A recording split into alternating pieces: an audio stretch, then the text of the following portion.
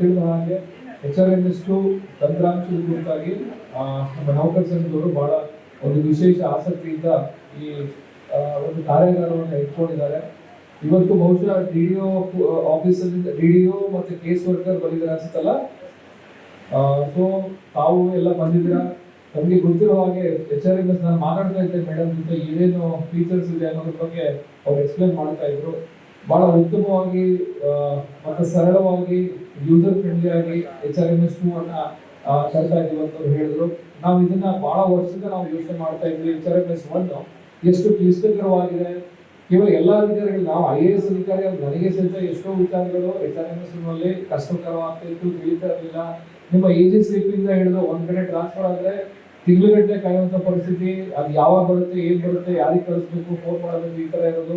ಇದು ನನಗೆ ಆಗ್ಬೇಕಾದ್ರೆ ಬೇರೆ ಸಾಮಾನ್ಯ ನೌಕರರು ಅಲ್ಲೇ ಅದೇ ಜಿಲ್ಲೆಯಲ್ಲಿ ಇನ್ನೂ ಎಷ್ಟು ಕಷ್ಟ ಆಗುತ್ತೆ ಅಂತ ಹೇಳಿ ನಾವು ಅದನ್ನ ಯೋಚನೆ ಮಾಡ್ತಾ ಇದ್ವಿ.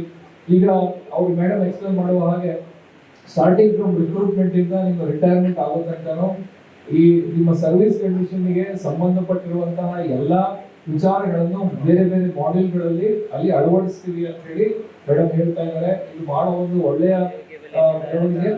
ಬಹುಶಃ ಅಕ್ಟೋಬರ್ ತನಕ ನಮಗೆ ಸುಮಾರು ಎಲ್ಲ ಮಾಡ್ಯೂಲ್ಸ್ಗಳು ರೆಡಿ ಆಗ್ತವೆ, ಅದಾದ್ಮೇಲೆ ರೋಲ್ ಔಟ್ ಮಾಡ್ತೀವಿ ಅಂತ ಹೇಳ್ತಾ ಇದ್ರು. ಇದು ಏನು ತಂತ್ರಾಂಶ ಬರ್ತಾ ಇದೆ, ನಾವು ನೋಡ್ತೀವಿ ಕರ್ನಾಟಕ ರಾಜ್ಯದಲ್ಲಿ ಎಲ್ಲಾ ಅಭಿವೃದ್ಧಿ ಯೋಜನೆಗಳಾಯ್ತು, ಸ್ಕೀಮ್ಸ್ ಆಯ್ತು, ಬೇರೆ ಬೇರೆ ವಿಚಾರಗಳಾಯ್ತು, ನಾವು ಆ್ಯಪ್ ಮುಖಾಂತರ ತಂತ್ರಜ್ಞಾನ ಬಳಸಿ ನಾವು ಮುಂದುವರಿತಾ ಇದ್ವಿ.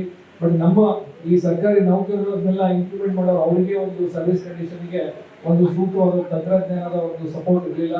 ಇದರಿಂದ ಅದು ಈಡೇರ್ತಾ ಇದೆ ಅಂತ ಹೇಳಿ ಭಾವಿಸ್ತೀನಿ. ಮತ್ತೆ ಜಾಸ್ತಿ ಯೂಸರ್ ಫ್ರೆಂಡ್ಲಿ ಆಗಲಿ, ತಾವೆಲ್ಲರೂ ಅದನ್ನು ತಿಳ್ಕೊಂಡು ತಮ್ಮ ಆಫೀಸಲ್ಲಿ ಇತರ ಸಿಬ್ಬಂದಿಗಳು ಯಾರಿರ್ತಾರೆ ಅವರಿಗೆ ತಾವು ಟ್ರೈನ್ ಮಾಡಬೇಕು. ತಾವೆಲ್ಲ ಅದನ್ನ ಚೆನ್ನಾಗಿ ಅರ್ಥ ಮಾಡ್ಕೊಂಡು ಬಳಕೆ ಮಾಡೋದನ್ನ ರೂಢಿ ಮಾಡ್ಕೊಂಡು ತಮ್ಮ ಬೇರೆ ಸ್ಟಾಫ್ಗೂ ಸಹಿತ ಇದು ತಿಳಿಸ್ಬೇಕು. ನಮ್ಮ HRMS ಒಂದು ಏನಿರುತ್ತೆ ಅಕೌಂಟ್ ಅನ್ನ ನಾವೇ ಆಪರೇಟ್ ಮಾಡಿ ಅದನ್ನ ಯೂಸ್ ಮಾಡ್ಕೊಳ್ಳೋ ಹಾಗೆ ಆಗ್ಬೇಕು ಅಂತ ಹೇಳಿ ನಾನು ಹೇಳ್ತೀನಿ. ಮತ್ತೆ ಇದರಿಂದ ಏನಾಗುತ್ತೆ, ಸಾಕಷ್ಟು ಸಲ ನಿಮ್ಮ ಸರ್ವಿಸ್ ಅಲ್ಲಿ ಕೆಲವೊಂದು ಇಂಪ್ಲಿಮೆಂಟ್ಸ್ ಮಿಸ್ ಆಗಿರ್ಬೋದು, ಬೇರೆ ಬೇರೆ ಇಶ್ಯೂಸ್ಗಳಾಗಿರ್ಬೋದು, ಲೀವ್ಗಳನ್ನ ಅಪ್ಲೈ ಮಾಡೋದಾಗಿರ್ಬೋದು, ಈ ತರ ಚಿಕ್ಕ ಚಿಕ್ಕ ವಿಚಾರ ಇದ್ರೂ ಸಹಿತ ನಾವು ಒಂದೊಂದು ದಿನ 2 ದಿನ ಅದಕ್ಕೆ ನಾವು ಕಷ್ಟಪಡೋದಾಗುತ್ತೆ.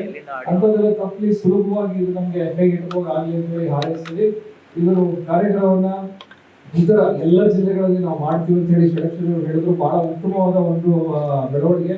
ಎಲ್ಲ ಜಿಲ್ಲೆಗಳಲ್ಲಿ ಮಾಡಿ ಎಲ್ಲಾ ಸರ್ಕಾರಿ ನೌಕರರು ಇದರಿಂದ ಹೇಳ್ತೇನೆ. ಮೋಹನವರು ಸಹಿತ ಬಹಳ ಇಂಟ್ರೆಸ್ಟ್ ಇಂದ ಆರ್ಗನೈಸ್ ಮಾಡಿದ್ದಾರೆ. ತಮಗೆ ಷಡಕ್ಷರರಿಗೆ ಎಲ್ರಿಗೂ ಅಭಿನಂದನೆ ಹೇಳ್ತೀನಿ.